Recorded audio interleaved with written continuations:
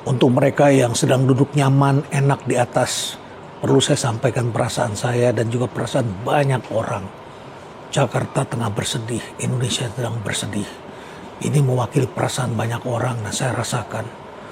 Rasa sedih saya tidak terbatas pada apa yang saya lihat di sosial media.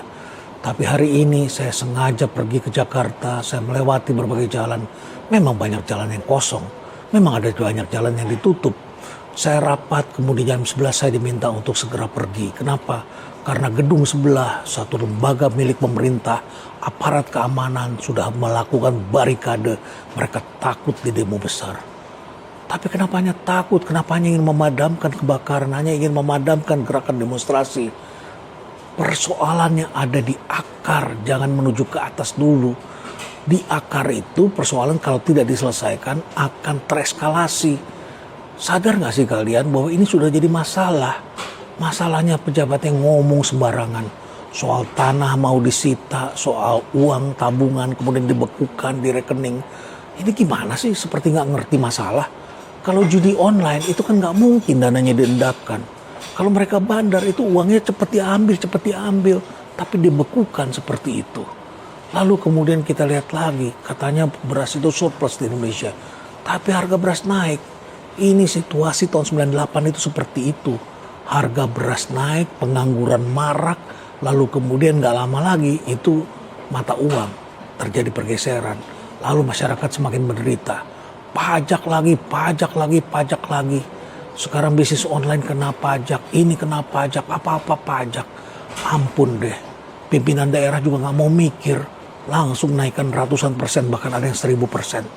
Ini kan melukai perasaan rakyat. Apa nggak tahu rakyatnya lagi susah? Lalu kemudian ini juga LMKN ngomong lagi bahwa suara burung aja akan dikenakan royalti dan sebagainya. Boy ya, kalau ngomong punya perasaan, jangan sembarangan, jangan hanya merasa tertulisnya begitu, ngomong juga begitu. Karena kalian semua bicara sembarangan dan berbuat sembarangan. Lalu para politisinya di DPR, apa yang terjadi? Mempertontonkan tentang dapat fasilitas dan uang semewah dan segampang itu. Sementara guru, dosen, apa sih yang didapat? Petani malah dikenakan pajak. Dan sekarang masyarakat mulai sadar bahwa mereka itu dibayar oleh masyarakat. Nah, kalau sudah begini gimana? Kenapa nggak diselesaikan persoalan di akar?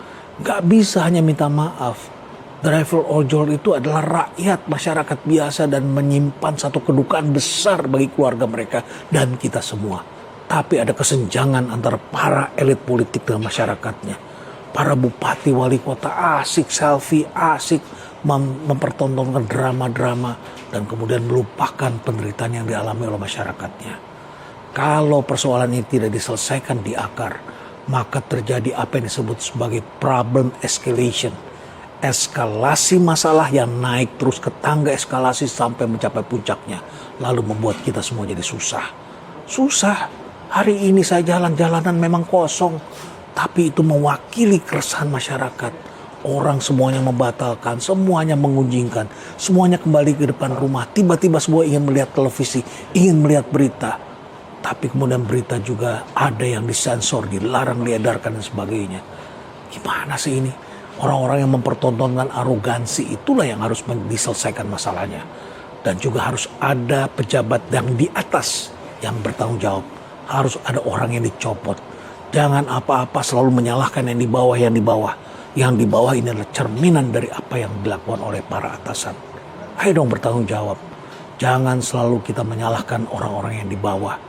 Kalau kita tidak bisa selesaikan masalah di akarnya, ini akan merambat luas dan membuat kita susah.